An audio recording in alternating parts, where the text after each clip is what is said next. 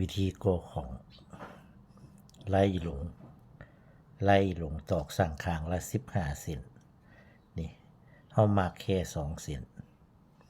มากกึ่งกลางตอกแค่2 เซนแล้วก็เอา2 เซนนี้มาทับกันขนาดเคียงสีทับกันไว้ซ้ำนี้